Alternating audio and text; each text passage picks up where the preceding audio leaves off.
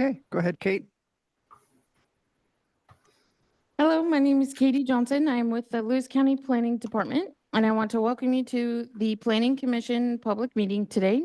This meeting is taking place in person and streaming live via Zoom, and it is being recorded. For those joining us via Zoom, please remember to mute your phone or device when you are not speaking. If you forget to mute your phone or device, we will mute you. The Zoom chat feature is modified so participants may report technical difficulties directly to myself, the clerk. No public comment or questions will be taken through the chat feature. Tonight's meeting is okay. We'll skip that part. We will start roll call. The following planning commissioners are present in the room. Commissioners Spogan, Corbin, Moore, and Scootley. And the following are present on Zoom. Commissioners Owls and Fritsch. The following planning commissioners are absent. Commissioner Russell. With 6 planning commissioners present, we do have a quorum. One of the commissioners on Zoom, please test that we can hear you. I guess Gretchen already did. I can hear you. We are now ready to begin. Chair Corbin. Thank you. Thank you. My name is Frank Corbin, and I'd like to call to order the Planning Commission meeting of September 10th, 2024 of the Lewis County Planning Commission. Prior to tonight, the Planning Commissioners received the agenda for today, and the agenda is modified. Mindy, would you like to share the modification, please? Yeah, I'd like to ask one of the planning commissioners to make a motion to change the agenda. We will not be discussing the private road review process tonight. And the reason why is I found out at 4 today that Public Works actually wants to do a number of amendments to chapter 1260 of the Lewis County Code, which doesn't actually need to come before you guys. That's all the road standards and so forth. That doesn't typically come before Planning Commission. So they want us to hold off on making any process changes because they don't want to reopen that code twice. So they don't want us to make a process code change now. And then in a couple of months, they're going to come back and reopen that and make a bunch more changes. So they asked us to hold off. So we are not going to do that tonight. So in lieu of that, I would like to change the agenda to strike private road review and to add comprehensive plan training. Okay, so I'll entertain a motion from the Planning Commission to approve the agenda as amended to strike private road review and to change it to the comprehensive plan training. I make a motion to do that. Okay, is there a second? I'll second. Okay, thank you. We have a motion and a second to amend the agenda as discussed. Any discussion? Okay, hearing none. All right, let's vote. All in favor, please signify by saying aye. Aye. Aye. Aye. Opposed? Hearing none, motion passes unanimously. Okay, let's see. Also, prior to tonight, the Planning Commissioners received the meeting notes from the August 27th, 2024 meeting. Are there any corrections to the meeting notes? Okay, seeing no indications of changes or corrections, I'll entertain a motion to approve the minutes of August 27th as presented. Make a motion to approve as written. Okay, is there a second? I'll second. Okay, we have a motion and a second to approve the meeting notes of August 27th, 2024 as presented. Any discussion? Hearing none, all in favor, please signify by saying aye. Aye. Aye. Aye. All right, motion passes unanimously. Thank you. Oh, I'm sorry, opposed. Okay, motion passes unanimously. Thank you. Okay, the next item is public comment. Kate, we have a number of people signed up for public comment, I believe. Yes, we do. Okay. All right. And do we have any that have indicated so on Zoom? No. Okay. All right. Please note that public comments are different than testimony. Okay, public comments is an opportunity for you to address us and to speak to us, but it is not typically a time when we answer questions in this setting or have a back and forth conversation. Um, the clerk will call on people one at a time in the order that they signed up, and you'll have 3 minutes to speak. Kate will be timing those conversations, and in fact, I believe she'll also give you a warning, that your time is getting close to expiring, so to be sure and wrap up your comments as quickly as possible. All right. Let's begin. Kate? So hold on just 1 second. Sorry. Like I said, nothing's going to go right today. We've got there's some weird atmospheric pressure thing happening. Okay. I see a name on Zoom that I didn't see just a moment ago. Sylvia, are you wanting to provide any public comment during public comment?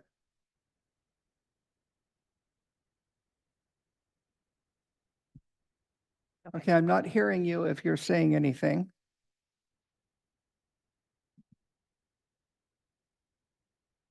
Okay, if you change your mind, let us know. And Kate, go ahead.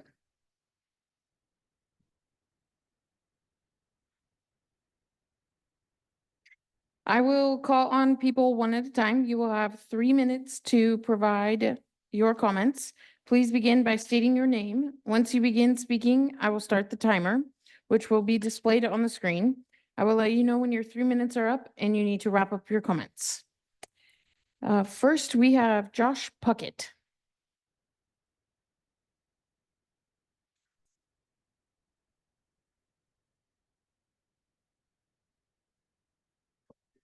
You need to turn on your microphone. It's the button on I'll the right. start over. There you go. Can everybody hear me? Yeah, please go ahead and start over. Okay, hello, commissioners. Thank you for hearing us. I'm Josh Puckett. I'm the co-owner of Packwood Brewing Company. We're here today to ask for a variance for our proposed brewery building. We've applied before and we were told to withdraw the application because we just weren't going to get an approval. A reference was made from that county engineer that a state law requires a 60-foot wide street row. And Tahoma Street, where our building faces, and our proposed building will face, is only 30 feet wide. I have pictures I can forward you today that show 7 homes and structures along that small street that would need to be torn down to get that 60-foot wide street row. There are more houses than that, including our own building. We know this will never happen. 6 years ago, we had to open as a restaurant, sacrificing the brewery space to provide more seating for families. The brewery space would have to wait. For the last 6 years, we've paid an enormous cost to brew our flagship beer recipes at other breweries under NAT, our brewer's supervision. It is prohibitively expensive and not sustainable. Only now, within the last year and a half, are we finally financially able to build this building with loans, of course, which is so vital to our survival. We waste approximately $125,000 a year brewing elsewhere and trucking beer across Washington to Packwood when we should be making it in our own backyard. As I said before, we have pictures of homes on this road, Tahoma Street, that would prevent them ever from widening this road. I can go down a list of houses with measurements, but let's just start with our existing Packwood Brewery building.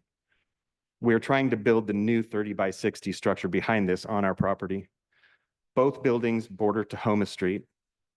Our existing building sits 9 feet 9 inches from the edge of Tahoma Street and 19.3 from the road center.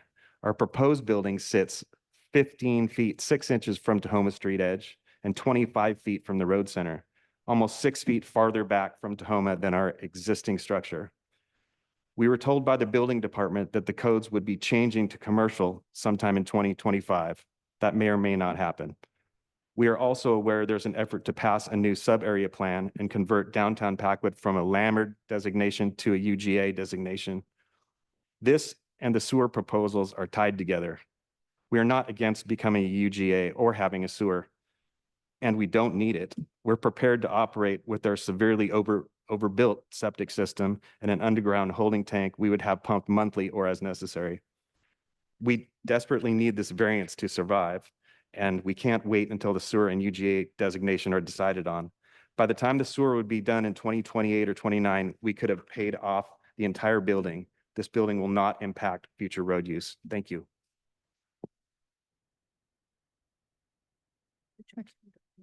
Sorry.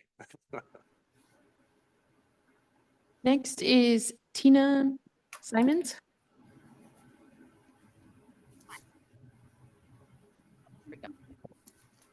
Hello, Commissioners. We are here today only to ask for a variance. Here is our situation.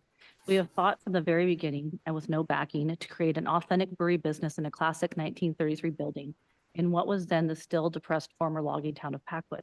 After acquiring the dilapidated building, myself, our brewer Nat, and one solo contractor stripped it to the studs and started from scratch. We lived on site in our vans and restored the old building over the course of a year, keeping the character intact and adding modern functionality. With our own savings and a lot of terrible loans, this build went on with tremendous effort, and after that, by sheer financial necessity, we had to open. Our dream was to open Packwood Brewery as a functional brewery, but we were running out of money and had to open our doors with a tavern license, which meant no kids. Faced with public frustration, we listened, responded, and adjusted our goal for the community. Within a few months, we changed our license, created a kitchen, a menu, and turned our brewing area into more seating, space, decor, games for kids. Suddenly, we were a restaurant. We all told each other we'll get to the brewery soon.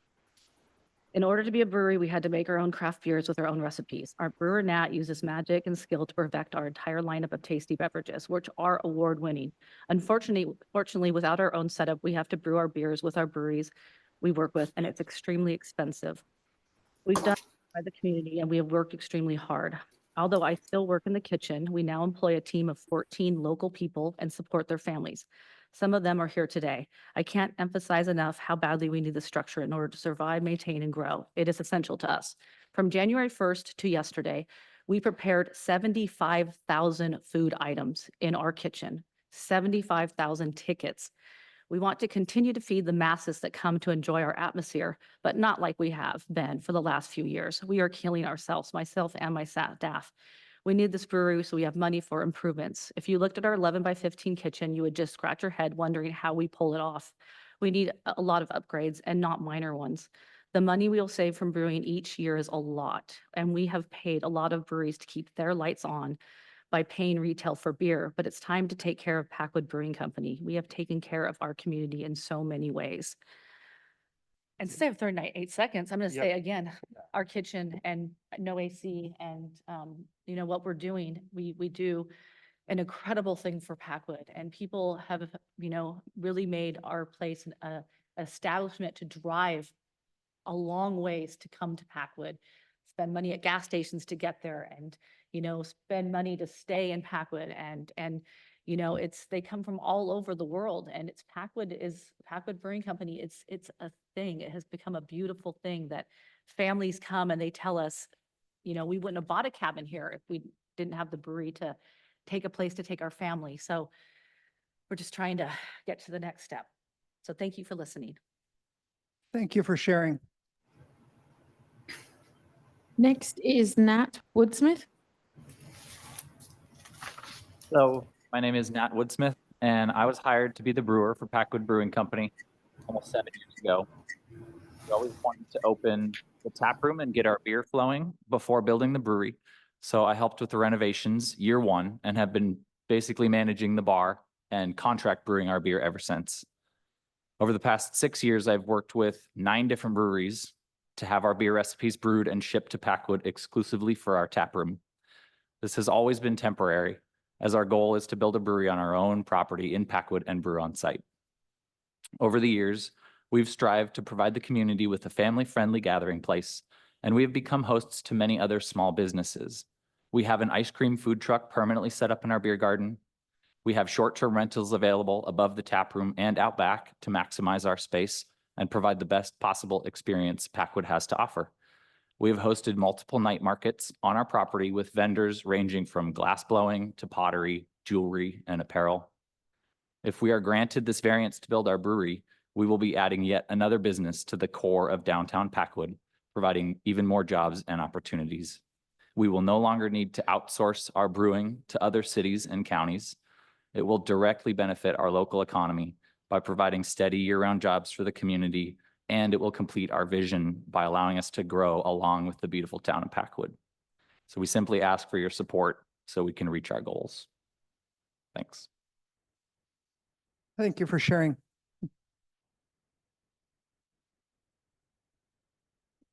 Next is Rebecca Velasco. Hello, my name is Rebecca Velasco and I manage the loft rentals above Packwood Brewing. I've been working for Packwood Brewing since 2021, but I met Tina in 2018 when my husband and I arrived in Packwood and first considered making it our home. At the time, the promise of Packwood's future was not as easy to see, but the presence of a new exciting brewery and third space left us feeling hopeful. We got married in Packwood, started a cut flower farm and a small business. One of our very first regular floral accounts was Packwood Brewing Co. Tina invested in our existence in Packwood and then again when she brought me on as an employee. As I've worked for her, I've grown to understand the kind of employer she is, a caring, hardworking, and supportive team leader who has the ability to unite, motivate, and inspire. She has always treated me as a human first, and I've watched her extend the same consideration to many other members of our team. I spoke with her on the phone the morning we evacuated from the Goat Rocks fire, and her first concern was her staff. We all know that long-term employment opportunities are far and few between in Packwood, and that housing is an equally scarce resource. Because of the quality and longevity of the job that Tina and Josh have provided me, my husband and I were able to purchase our first home in downtown Packwood, solidifying it as our residence and a place that will forever be an important part of our story. I can honestly say that it would not have been possible without Packwood Brewing Co. Let's see. This brewery has been a cornerstone in Packwood, taking on an immense amount of risk and navigating hurdle after hurdle to give back to our community. They deserve support in return. They deserve to be heard, accommodated, and thanked for their contribution to East Louis County. They deserve to continue conducting business in a sustainable way for the foreseeable future. Tina and Josh have been holding space for the ability to brew on site for years now, which would simplify their operation and allow them to channel their existing resources into more jobs, more healthy food choices, more opportunities for residents and tourists alike. If a simple variance would allow for this possibility, I respectfully request that you grant it. The positive ripple effect that this would have on Packwood and residents like me into the future is undeniable. Thank you for your time. Thank you for your comments. Our last public comment is Debbie Purcella. Hi, I'm Debbie Purcella. I'm the only one that is not prepared with a speech because as I pulled in to support my best, I'm very sorry, I'm gonna get emotional. As I pulled up to support my best friend, she came up and she said, "Will you speak?" And I said, "Say no more. Of course I will. I'll make it organic and it'll come from my heart." I have seen Tina put blood, sweat, and tears into Packwood Brew Co. She has provided a job for myself, for my young adult sons, and brought so much goodness to everyone here in the community. The pushback I feel that she's gotten has been extremely unfair, and I would do anything to support her, Josh, and everyone here on this team. We've become a true family, and it wouldn't have been this way because without Packwood Brew Co. I don't know what more I can add to that, but it's very important. It's a very important place to all of us and to Packwood itself. And from the people that come in and tell me I've never been to a place like this, all I can say is it's from love, and we are a true family there. So thank you. Thank you. And that's it. Nobody else online? Okay. All right. Thank you all for your comments. Uh, Believe me when I say this, that I don't know anybody that, wants to do a good, honest business harm. Everybody wants to do the right thing, and our county staff is some of the best. They are fantastic. If there's a legal way to do it, they will help find a way, but we can't speak for them. Staff brings whatever they need for approval to us. And so I would recommend two things. Number one, is we have just completed a Packwood sub-area plan, and there's an advisory committee located out in Packwood. Now, you don't know me, but I'm involved in 4 different committees, advisory type committees, this being one of them. We are advisory to staff and to the Board of County Commissioners. We are not, the ultimate decision makers here. But what I have found in my 35 years of public service in various communities from Seattle to Portland to here, Vancouver, is that the voice of the citizen is so very powerful. And what you've done tonight is you've exercised that. You have begun the process, you have honed your message, and you have delivered it well. And so I would encourage you to take the next step and try your best to join that Packwood Advisory Committee, because collectively you can, as a community, gather more support for what you're wanting to do. You can hash out the issues that concern all of you, and then with a united voice, you can present to our county staff. And believe me, I am not trying to push you off, but I'm trying to say a very powerful weapon that you have is your collective voice in Packwood. And we have already voted to approve your sub-area plan, and we were impressed by the quality of work that Packwood put into this. This sets a gold standard for Onalaska and other communities that need to do something similar. So I would encourage you to take that asset, that voice that you have in Packwood, and join that committee.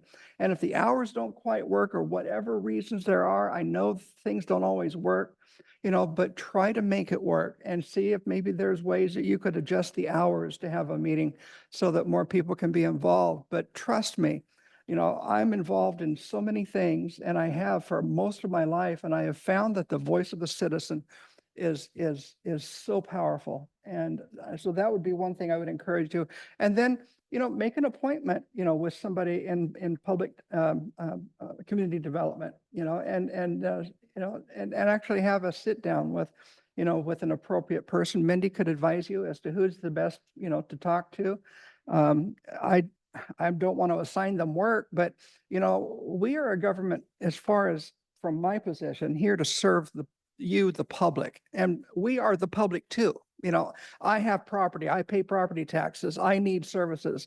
And when I go to the county, I appreciate the good service that I've been getting since I've been in this county. So, again, I thank you for your participation tonight, and you're welcome to stay for the rest of the meeting. It might get rather boring, but you're welcome to stay, or you can go, whichever you prefer. Mindy, would you like to add Yeah. anything I've said? Well, I was just wondering if maybe we could take a 2-minute recess to let people file out, because I know you guys don't want to stay for training about the comp plan. Yeah, and if there's anything then that I I can stepped also out of just- line by saying, No, not at all. And Feel then I free can also to- just quickly give you guys my card.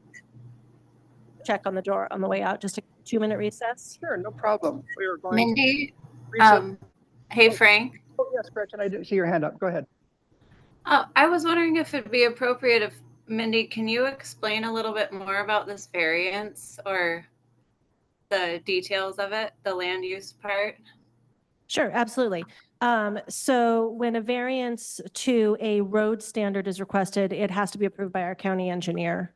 And they have sole authority. No one else can make a change besides the county engineer. It's appealable to the hearings examiner if someone doesn't like that. So it is not the building official, it is not the planner, it is the county engineer that makes determinations around variances.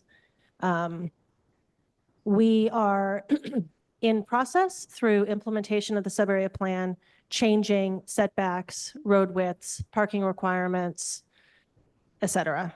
So we're in the conversation of all of those items and how to change those to make it appropriate for an urban area, which is what Packwood is. I know everybody's all, no, it's a small town. Yes, it is, but it is an urban area. It needs urban standards, not rural standards. Rural standards is a 60-foot right-of-way, no sidewalks, and far away setbacks because we need ditches for stormwater. That's not Packwood, and that's why we're changing the regulations. So that's the next step for the sub-area plan. So if the UGA and the sub-area plan go through, does this all change? Is this variance only needed because it's a Lammert at the moment? It's not because it's a Lammert, it's because of the county road standards, which are a rural standard being applied to an area that is not actually in fact rural. And so what we're trying to change are the county road standards for an urban area. And so it's not dependent on being a Lammert or being an urban growth area. It's dependent on the regulations of county roads and what should be applied in an area that is developing as a town, as an urban space that needs urban amenities. So we will be discussing setback from right-of-way as part of that, because in this area, as we've discussed with the advisory committee, there should be 0 lot line setback from the right-of-way. Any other planning commissioners have a question of Mindy? Okay. All right. Thank you.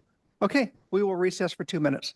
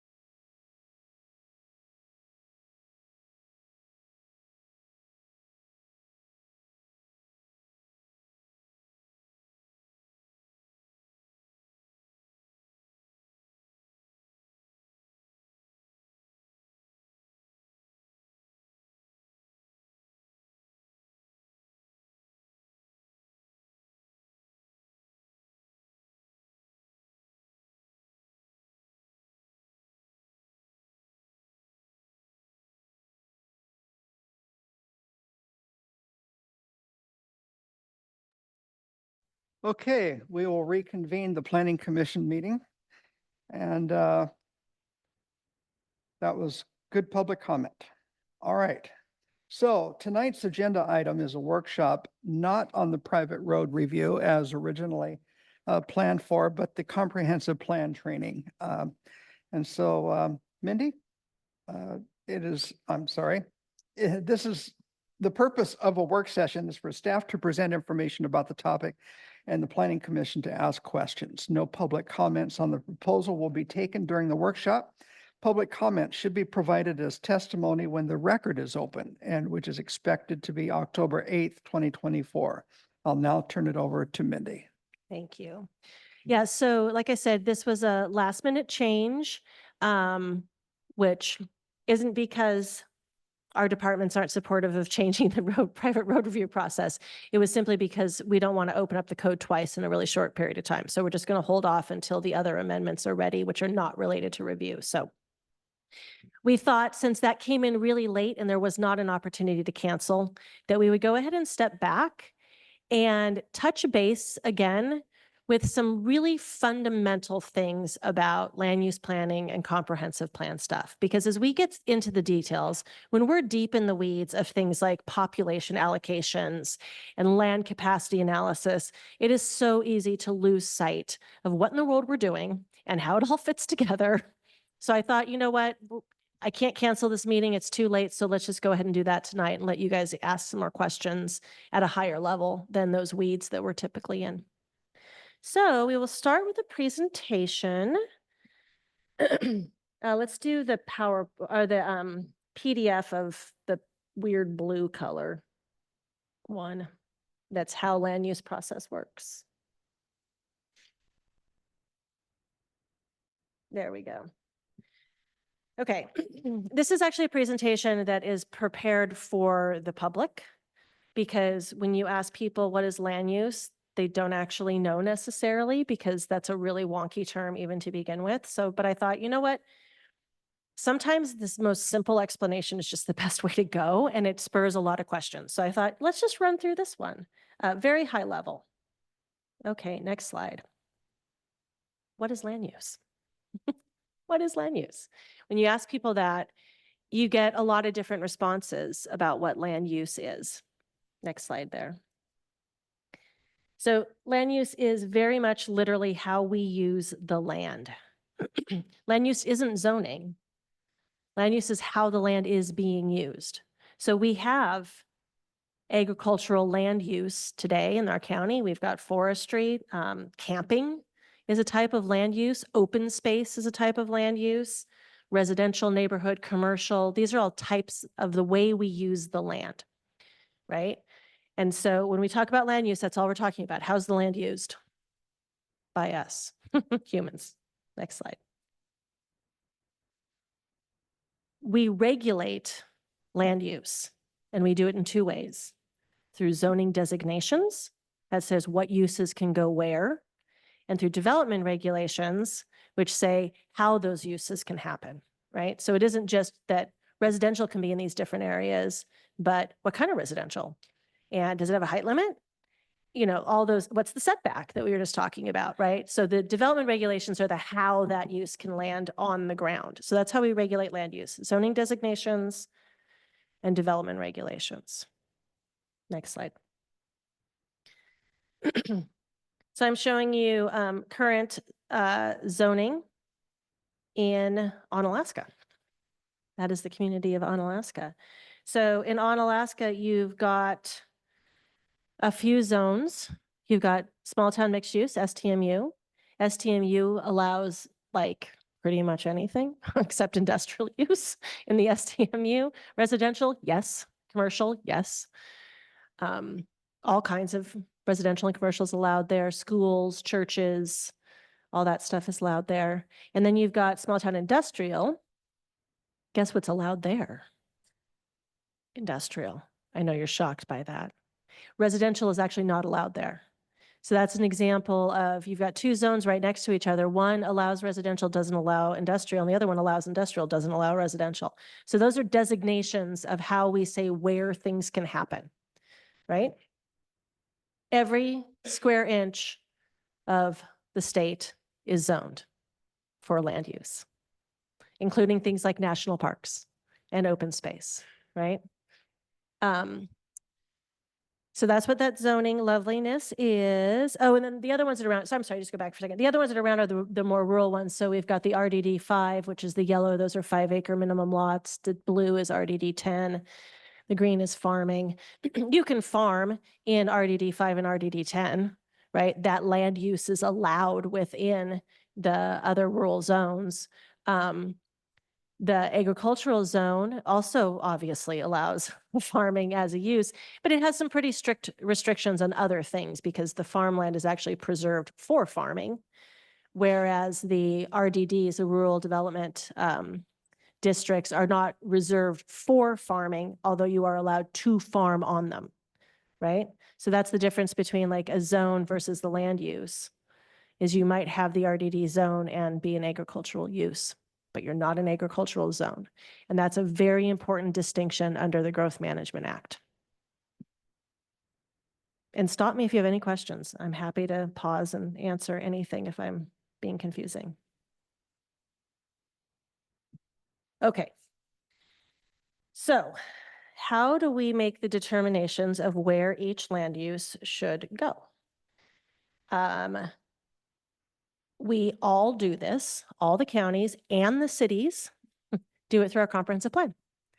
So we are all required to have a comprehensive plan. It has to meet the Growth Management Act. And one of the main parts of that is land use. It's deciding what uses go where in our county and our cities. That is really one of the primary tools that we have to do this. Next slide. Comprehensive plan. You guys know this. You should be able to recite this. What's in our comprehensive plan? Land use, housing, economic development, transportation, utilities, blah, blah, blah. It's like there's a list of all the topics. So it's not just land use. The comprehensive plan is comprehensive. That's why it's called that. It covers all kinds of stuff. A lot of those things go right back to land use, right? So when you're talking about affordable housing, it ties right back into land use because you got to figure out where do you allow multifamily because that's more affordable than single family. And that's land use. So a lot of these things, even though they may have some of their own standalone components to them, a lot of them tie directly back to how you've zoned the land. What are the allowed uses within that, within each zone? It's a 20-year plan. We have to update it in a second. It's going to say every 7 years. That's because I haven't updated this slide in a while. But we have to update it every 10 years. So even though it's a 20-year plan, it's really a 10-year plan because every 10 years we go back in and we make changes to it. So even though it looks big 20 years, it looks a lot harder at the next 10 years than at the full 20. Next slide. So a comprehensive plan is created and updated by working with the community. So it is not something that is done behind a desk and then we present it to the community. It begins and ends with community engagement, which you are all part of that engagement because this is where people come to provide formal testimony. A good comprehensive plan should represent the community's desires for the future, right? There are 84,000 people in our county. How many things do you think they desire for the future? It's a balancing act. It should represent as much as we can. It should be for the common good. We should reduce impacts to burdened communities, but not everybody's going to love it because we can't, all 84,000 people are not going to love each of the comprehensive plans that they get to deal with, but it should be representative, and that's what we strive to do. Ultimately, you guys have the hearings for the comprehensive plan, all the elements of it, and then you make a recommendation to the Board of County Commissioners. They're the decision maker. Next slide. So we have to do this every 10 years. We must do a comprehensive plan periodic update. And we have to comply with state law because they like to change the laws every year, which was confounding to me because I came from Oregon where they don't change the land use laws every single year. So it's like, wait, what? They're doing it again? But yes, we apparently in Washington, we changed them a lot. So a lot of laws can change between one and the next. So what we are required to do is update that, but we are also then able to check in and make sure that things are going well and make tweaks as we need to. But we are allowed to do annual amendments as well. Next slide. So annually, typically our annual amendments to the comprehensive plan can include urban growth area changes. And we'll talk a little bit about those later on in the third presentation I'm going to give you guys tonight about how we do our annual ones, but we can do changes to the urban growth area annually. We can change zoning designations annually. This is called a rezone. So we can make rezones changes, and we can change development regulations whenever we want. Right? So the urban growth area and the zoning designations, the rezones and UGAs can be changed one time per year. That's it. We can't do one in June and one in December. We can do them all at one time. You may amend your map once a year. So we have to bucket them all. That's why a few years ago, you guys had 7 of them in front of you, and it was like intense because we had to bucket them all up and give them all to the Board of County Commissioners at once. But the development regulations, we can change anytime we want. That's why we bring you code amendments all the time, because we can do it whenever we identify an issue that needs changing. Just bring it forward. Okay, next slide. Okay, that's the lie. It's actually every 10 years. I haven't updated this for a couple of years since they changed the periodic schedule from 7 to 10. We actually do it every 10 years. Along with all the mandatory things, we are required to address population growth. That's why we spend so much time on population allocations, because we are required by law to address population. We must assign it to each city. They must demonstrate that they are going to accommodate it. That happens at least every 10 years. It can happen much more frequently, but at least every 10 we have to do it. We have to do the state laws. We have to fix inconsistencies. And then we have to work closely with the community on anything else that they identify that we need to consider for changes.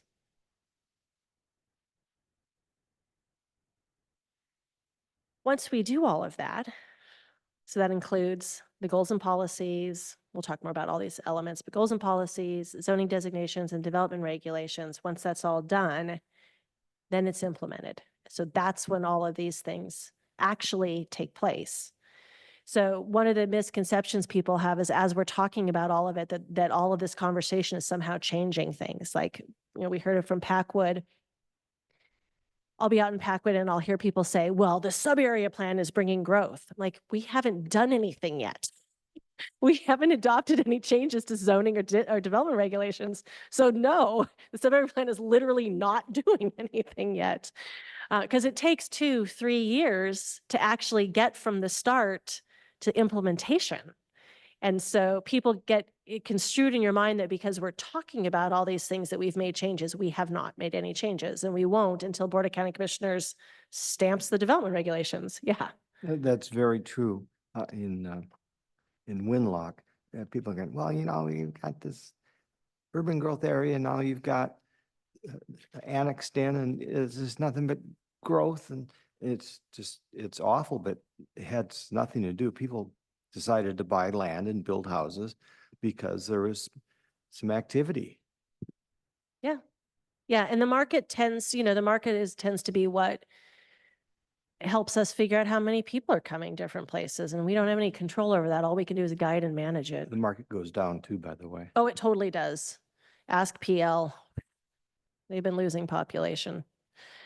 Okay, last slide here. So I just put this up here because it's got our current information. So you can go, you guys have these, but just so everybody knows, you can get the comp plan, you can get the zoning map, is that map I pulled up earlier. You can turn on the zoning and see what the current zoning is, the development regulations, all of them are online.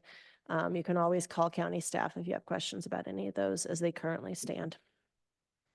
That's it for that presentation. We're going to dive in next to the next PDF, which is the deep dive on, a little deeper dive on comp plan.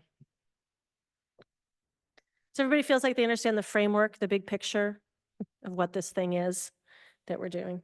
And we've recommended adoption of the sub-area plan, No, correct? what you guys did is you adopted phase one. Phase one is the goals and policies. We're now working on the development regulations and zoning designations, which is phase two.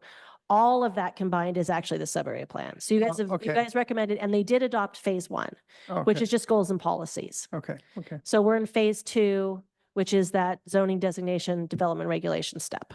Okay. Yeah. And then once this sub-area plan is done, then we finish up the overall comprehensive plan by about when?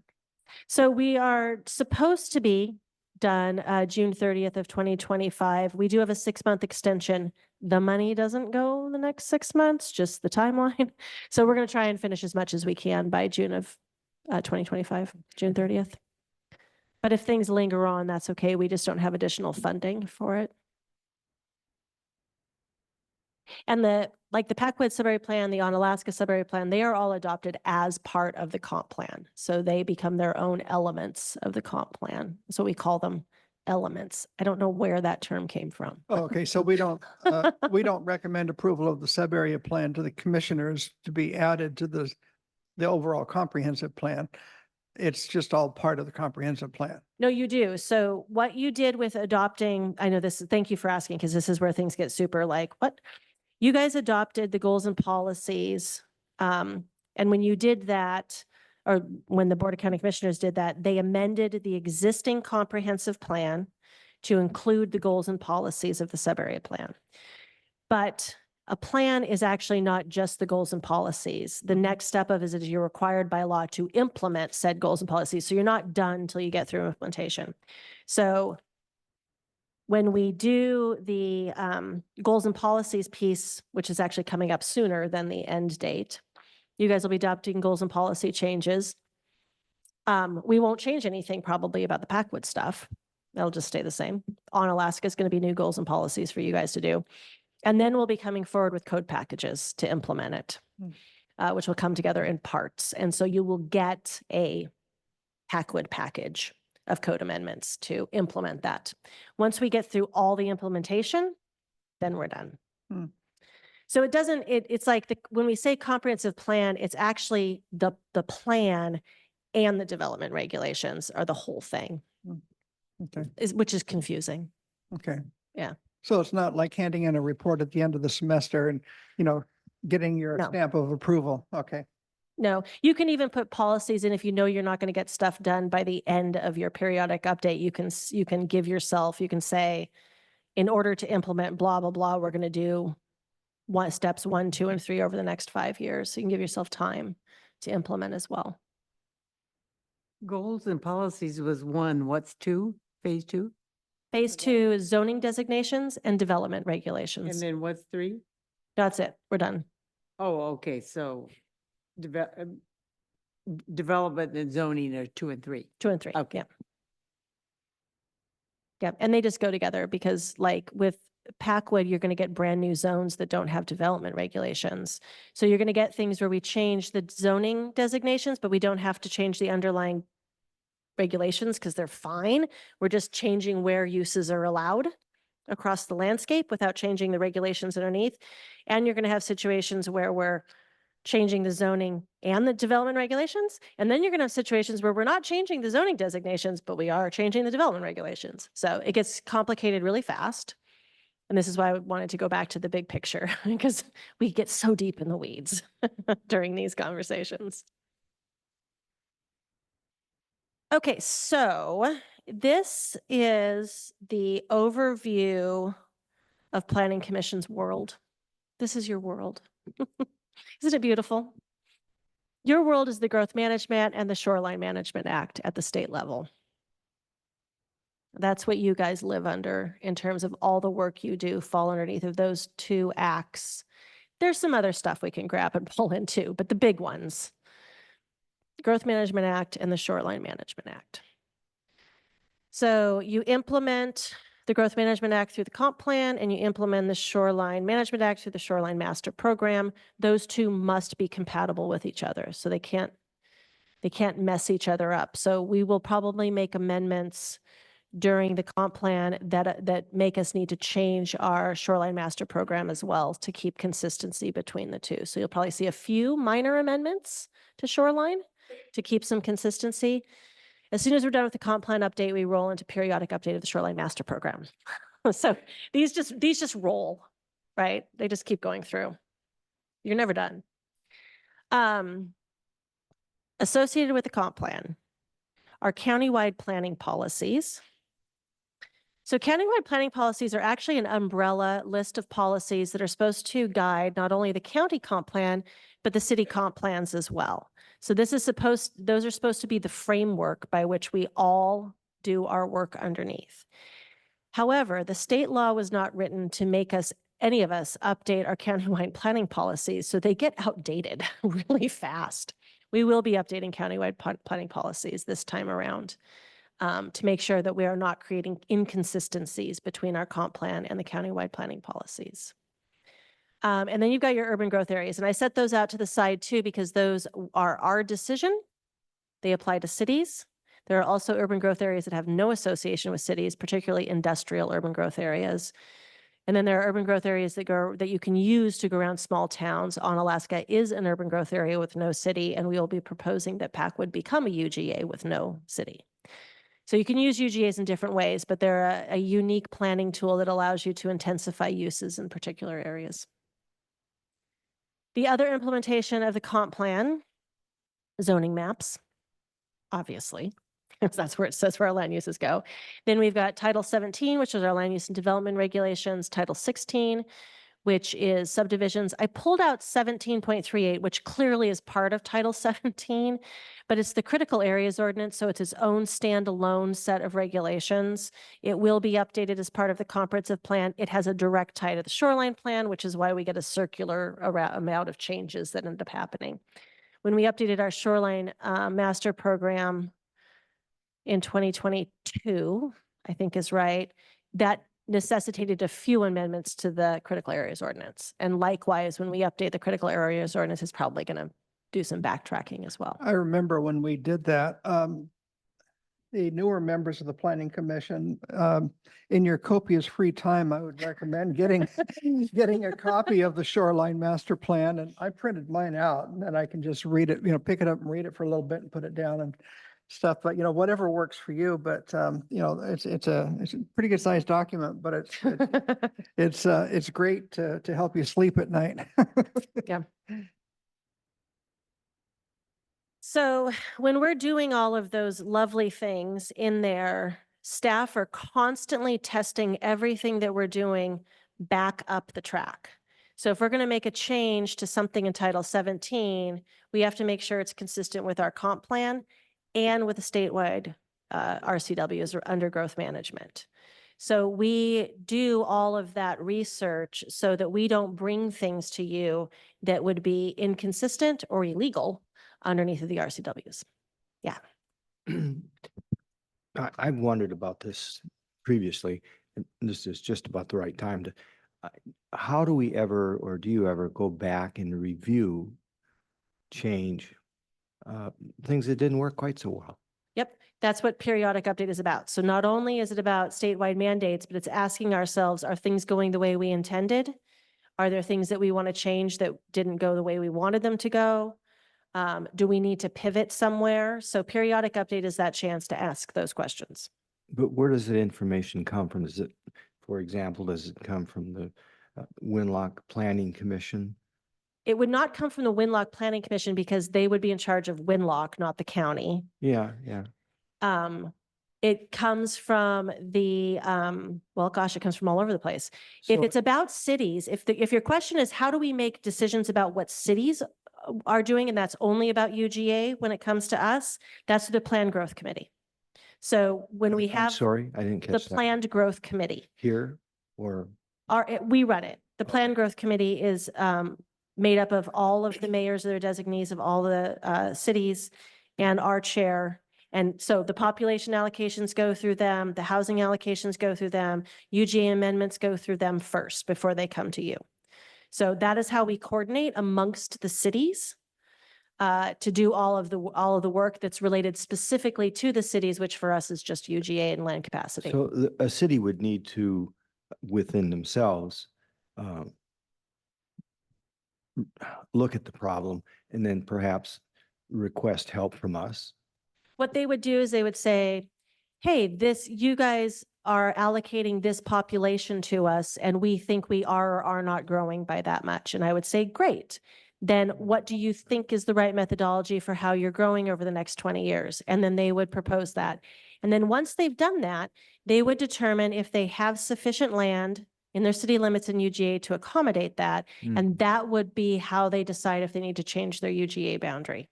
And that can be, But that could be, a correction would have to start at the city level. it question. always That's- starts at the city level. Yeah. Yeah. It always starts at the city level because the city has to provide services to it, and they're the ones that have to demonstrate that they can serve the population allocation. So, Yeah, unintended consequences, what I'm looking at and so that needs to be discussed. at the city level. Well, it needs to be discussed throughout the process. So like you heard Commissioner Russell say, the last time that they did this, he felt like he did not scrutinize the unintended consequences of allowing a UGA expansion that included floodplain.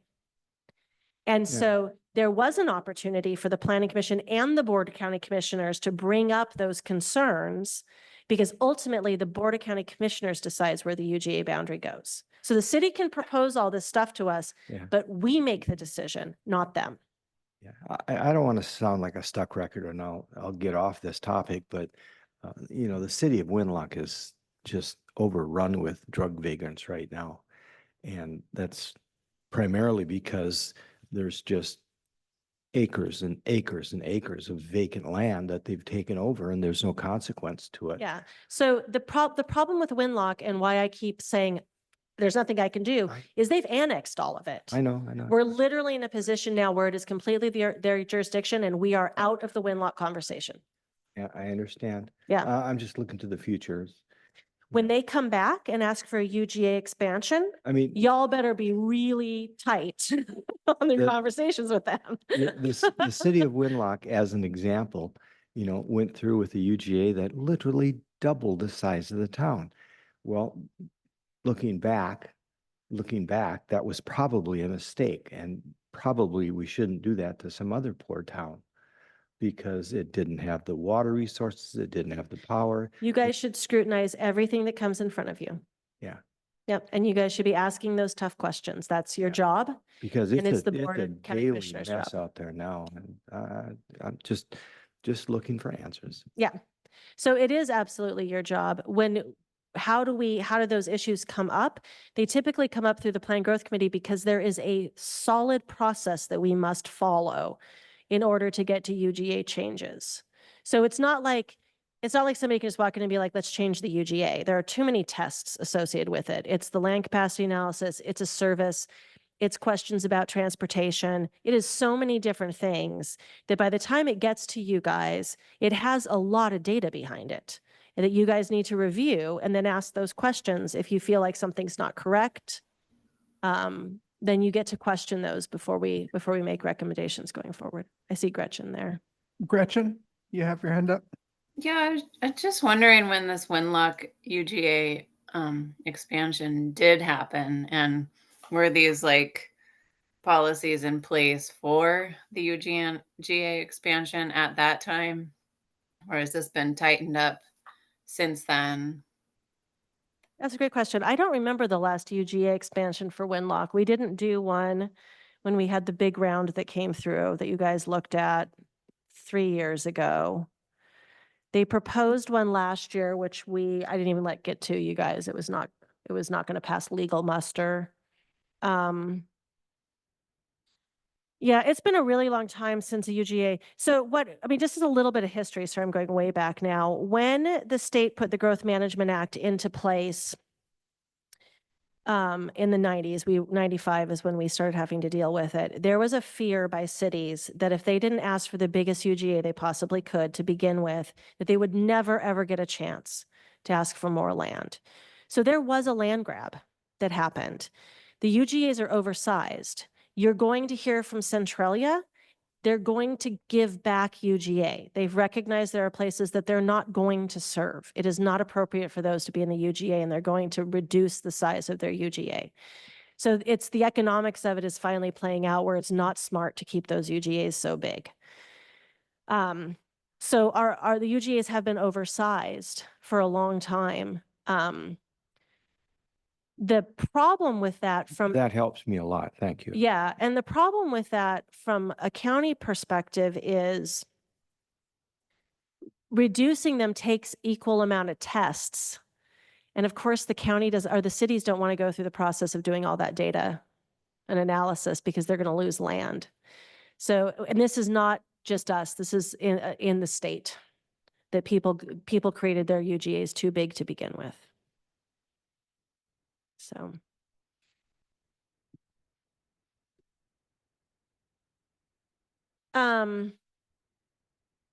Was there anything else I wanted to say about this little lovely slide here? I think where I left off was the consistency backward. It is incumbent on staff to make sure that we put things in front of you that we believe meet the comp plan and meet the RCWs. So I can promise you that I'm never going to put something in front of you that I think can't. And if I think it's likely for appeal, but we have a chance of winning, I'll tell you that too, as you know, from the rural housing alternative conversation. Will it get appealed? Yeah. Will we win? I hope so. Gretchen, go ahead. I don't think I've been a part of any Title 16 conversation since I've been on the commission. Is subdividing simply taking a parcel down to its lowest possible zoning, like taking a 20 and turning it into 4 5s, as long as that's designated RDD 5? Is that what that is about? That's part of it, absolutely. So subdivision of land can be as simple as a boundary line adjustment. So we see a lot of those where, you know, maybe there's a 6-acre piece of property and a 4-acre piece of property, and they both want to be 5, so they adjust their boundary. Or we were looking at one today where there's 3 houses on one lot and no houses on the other lot. You could adjust the boundaries and end up with 1 house on one lot and 2 houses on the other lot. It can actually happen that way. As long as the resulting lots conform to the development regulations, you do that. So just a boundary line adjustment is still underneath of that kind of division of land. It can be short plats and long plats. So simple segs fall underneath of that as well. So a bunch of different types of divisions. And those don't come through us, obviously. No, the regulations do. So you guys don't actually implement any of any code. So you don't see the permits, like the variance that they're talking about, that stuff doesn't come before you. But amending the subdivision code itself does come to you. So you guys actually just did amend Title 16 because we changed how you name private roads. So we changed the simple segregation language to say that, yes, you do have to name the private road during a simple seg. So you guys did amend that code for that reason. I see. Thank you. Yes, and big subdivisions. So when you're doing that the big, like Sunfisher kind of stuff, those are decided by the hearings examiner. So big subdivisions that fall under those larger types of review, staff make a recommendation to the hearings examiner who makes a final decision. And then what's the next step after the hearings examiner? I seem to remember this, but I forgot. But if somebody wanted to appeal the decision of the hearings examiner, where does it go from there? Is it state land use board of appeals? It depends on what the decision is on. So it can land in a couple different pots, but I believe, I can double check, but I believe It's not that important, I guess. No, it's but- okay. It's a good question. I'm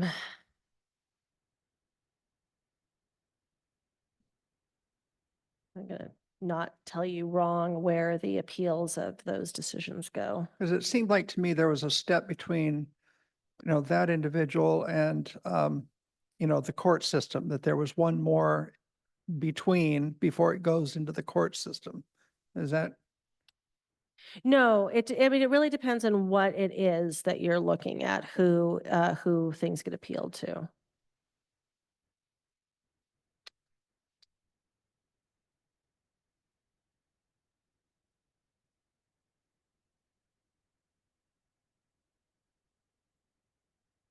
Mhm.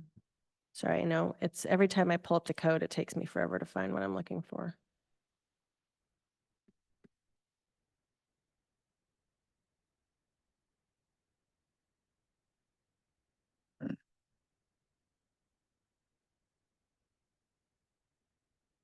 Well, maybe I won't be able to go fast enough and we should just move on and I can tell you later Okay. what these Yeah. are. to. No worries. Sometimes looking something up in the spur of the moment is difficult. Yeah, it always is when you're like, I know it's here, I just can't remember where. The atmosphere is bad. Yeah.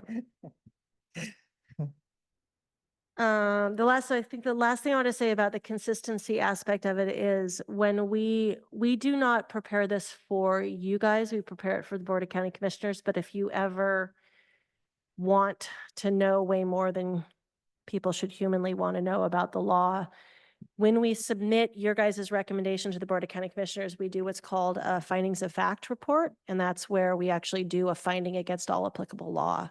So there'll be a statement of how we comply with everything in the comp plan and every RCW that we need to comply with for whatever amendment we're making. So if you ever want to dive deep into the legal side of it, there will be a findings of fact attached to decisions of the Board of County Commissioners. Those are really boring reading, by the way. Okay. Any other questions about that before we go to my last little slide? How we do things. Okay. So the last one is a Word document. Because I was just putting it together today. And none of this is stuff that you haven't seen before.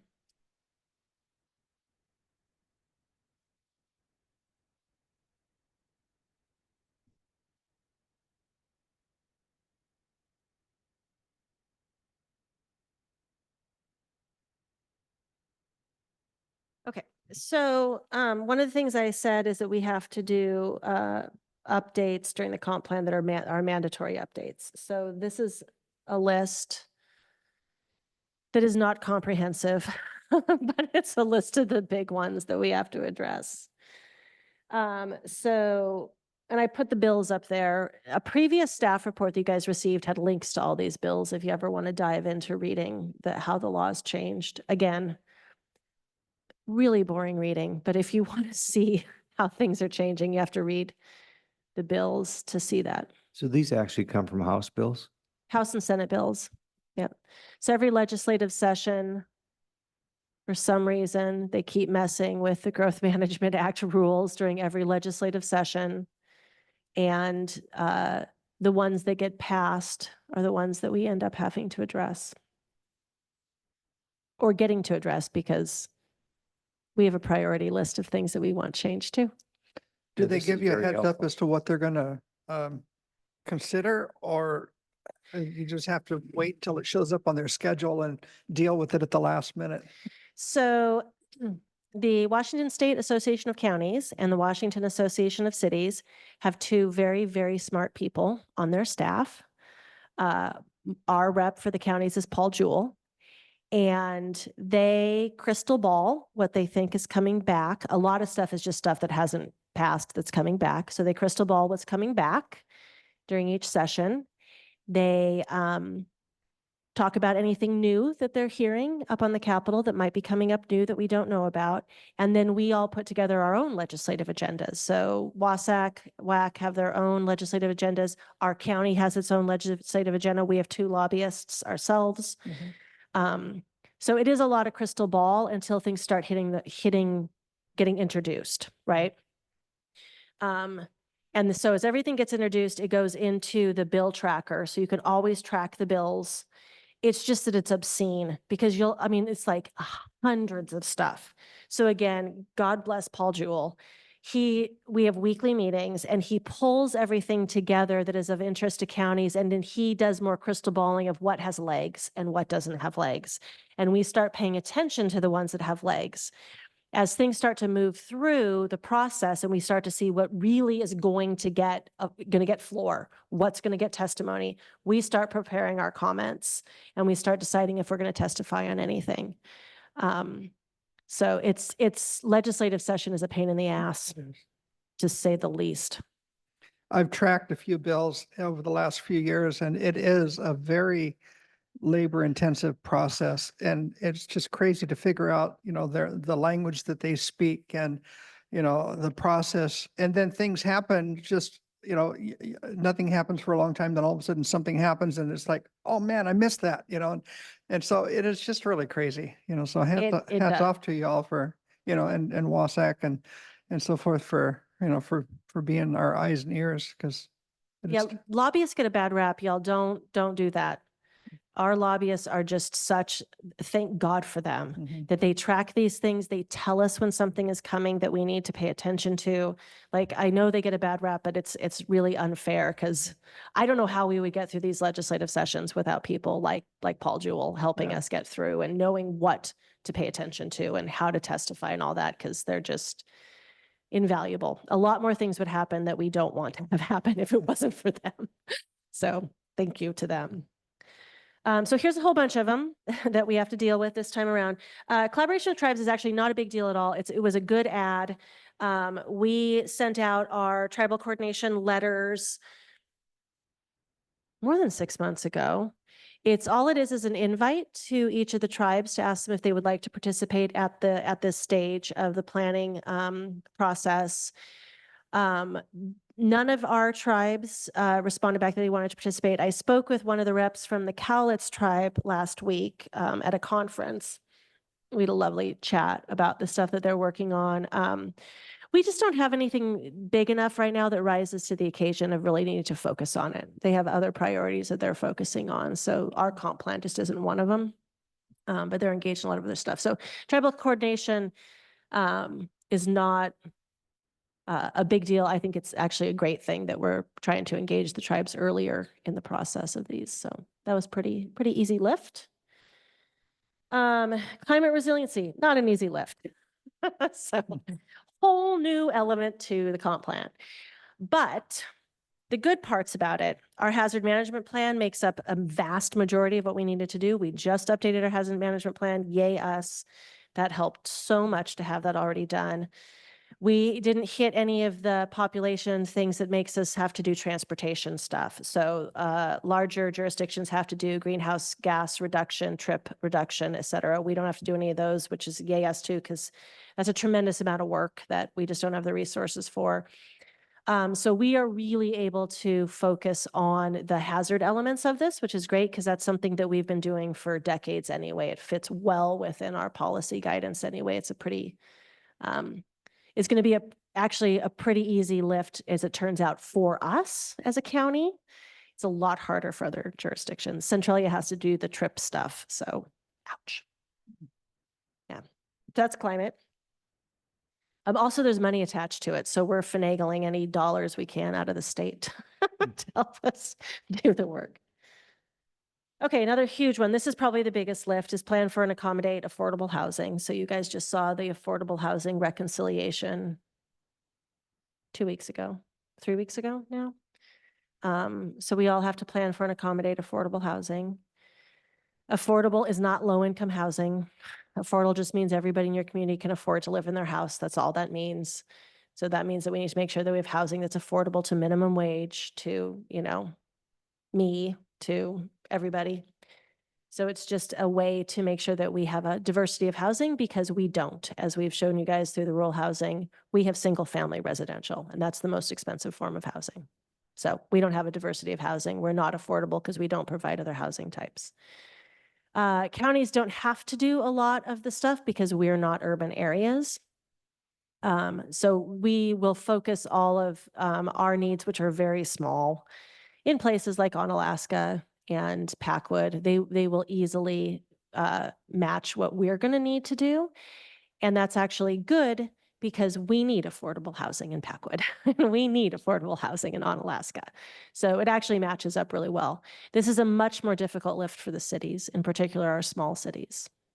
So this is really hard for them to do their housing needs and assessment. But we'll get through it. Plan Growth Committee. If you're interested in those, we discussed that at Plan Growth Committee.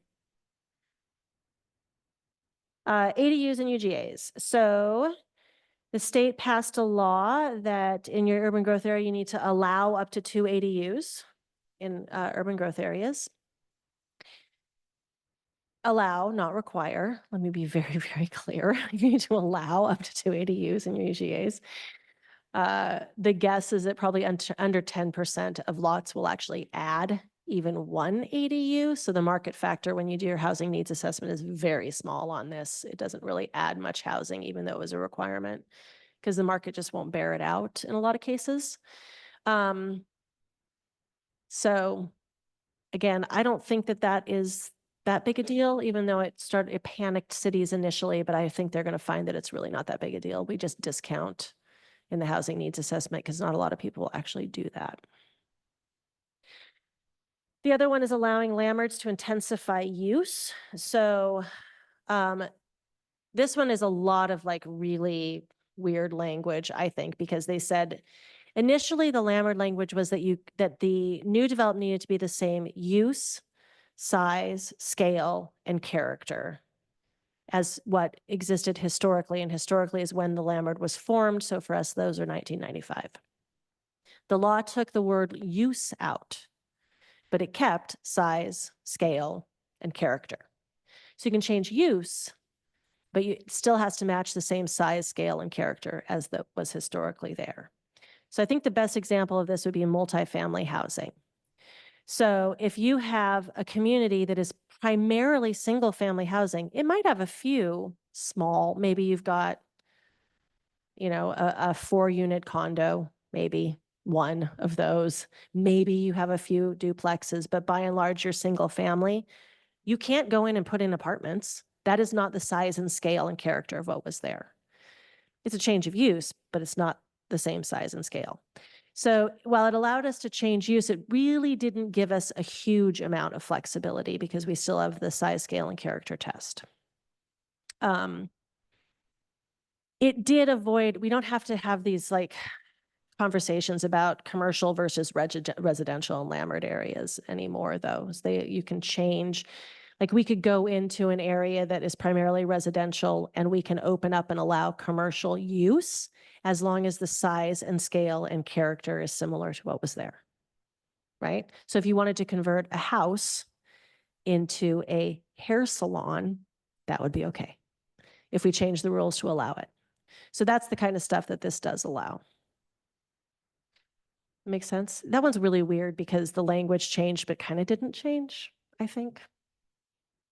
This is also the one that took away all the size allowances that we have for retail that we then argued and got put back in the next year. Do you guys remember all that conversation?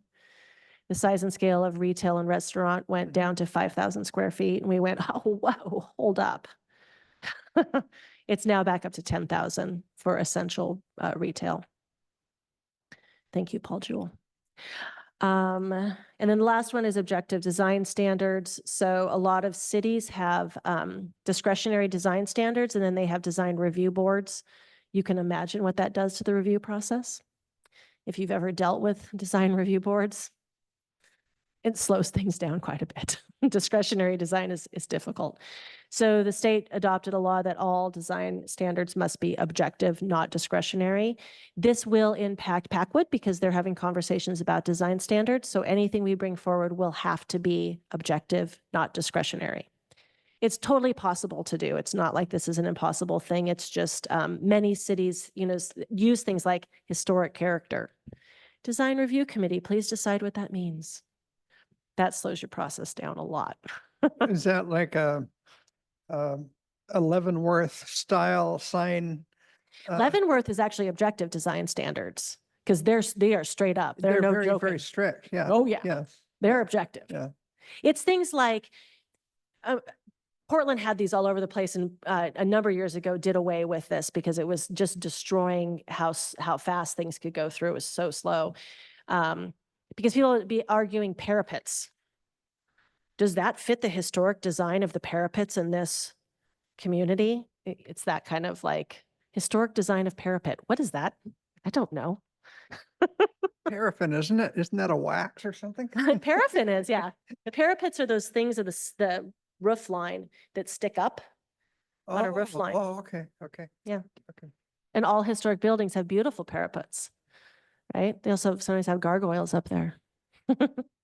Anyway, that will affect us because if design standards come through from Packwood, we'll need them to be objective. The other one I put in there, this is not part of mandatory update, but it was a big change that you guys need to be aware of is we can do annual land swaps of UGA. So one way you can change the UGA annually is if you literally can prove that you don't have enough space to grow and you're growing at a rate that's higher and you need more space, and you can have that conversation and that's fine. Land swaps are about, we thought we were going to grow over here and for whatever reasons we're not. So we want to get rid of that. And we have pressure to develop over here and we want to move it over here. So it's a swap of land. And we can do those annually. Is that swap within the county? It's per city jurisdiction. So we'll swap, like if Centralia says, well, we're not actually going to develop over here. It's not working, but we have a lot of pressure over here to develop. We take that out of their UGA and put this in their UGA. Yeah. So land swaps are officially allowed annually. Eric and I have argued that we actually think they were always allowed, but now they're allowed officially. So that is something that we might see more use of after periodic update. That's all I'm going to talk about today. That was a lot. You guys have any questions about the big world of comp plan? Gretchen, Jason, you guys have anything? Any questions?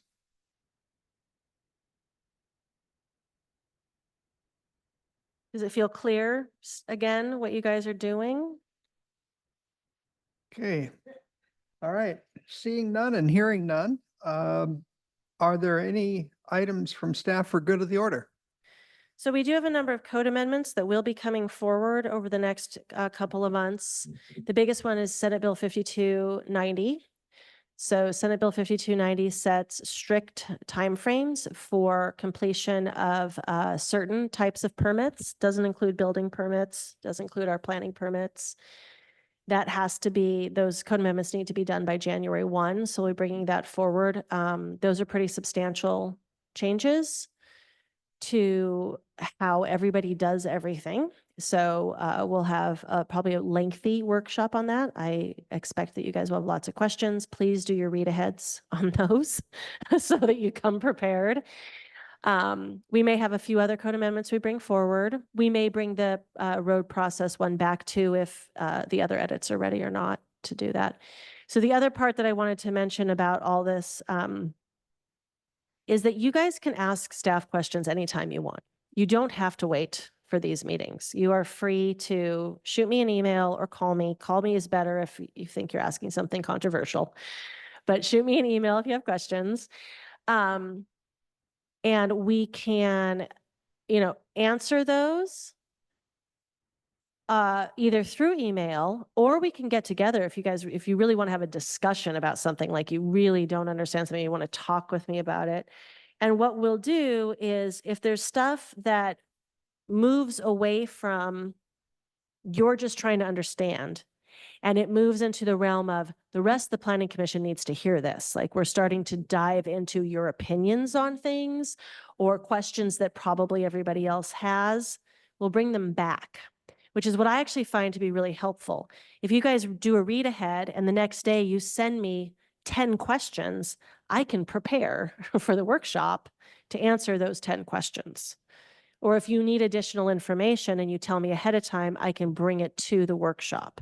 So please don't hesitate to reach out to me because I'm here, as are the rest of the staff, to help. So don't feel like this is your only opportunity. Okay, anything else? Our building is not going to let us get in there until probably November. Sorry. I was hoping you would give us an update, but not that one. I know. It's the tech. It's what I understand is we're two small potatoes. There's other big projects that our consultant is working on, and they have to figure out how to squeeze us in. Mhm. So they're working on it. Okay. But it's the tech, because we need this set up so we can record before we. Yep. Okay. All right. Are there any items from our planning commissioners for good of the order? Jeff? Yeah, excuse me. I took my wife and daughter and grandson on the Chehalis Centralia Historical Train Ride. Has anybody been on that? No. Yeah, I just want to give it a big compliment. It was fantastic. And it really puts in perspective, you know, if you see some of this beautiful farmland and, you know, what we're doing here, if we don't turn it all into industrial, is worthwhile. Anyone else? Gretchen? Jason? Okay. Not hearing anything, not seeing anything. I did want to let Mindy, you know that I will be in Toronto on October 8th and I plan to call in. And so I could chair the meeting from there, but I'd like to have Jason on hand just in case, you know, so that he's hopefully there. And if I can't, that he could chair the meeting. So Jason, could you please acknowledge whether you heard or not? If not, I'll send you a text. Yeah, no, that shouldn't be any issue for me. Okay. All right. Thank you. That does bring up a good point. Everybody should just remember to share if you're not going to be here. Yeah. If we end up with too few people, we don't get a quorum. Yeah. Yeah. Every meeting, I look at my calendar, you know, ahead for the next 2 or 3 meetings so that I can give everybody a heads up. So I'd encourage everybody else to do that as well. Okay. All right. The next planning commission meeting will be on September 24th and the agenda items will be public hearing on population and housing reconciliation. Staff, are there any other items for that meeting? No, it'll just be that public hearing. Okay. Any planning commissioners not planning to be there at the September 24th meeting? Okay. All right. Do I have a motion to adjourn? Motion to adjourn. All right, we are adjourned.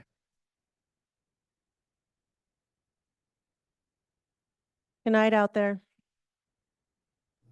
Nice.